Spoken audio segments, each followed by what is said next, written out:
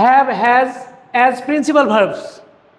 এবার I we you he she বাদে অন্য নাউনের ক্ষেত্রে দ্য গার্লস এটা থার্ড পার্সন প্লুরাল নাম্বার, এই জন্য হ্যাভ।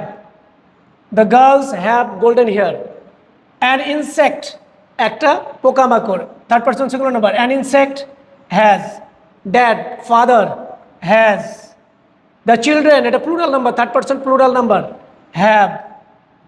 এরপরে দেখো many poor people plural number, এখানে have. Nothing to eat, Chicago has. A triangle has, third person singular number. The man third person singular number, has. James has একটা মানুষের নাম।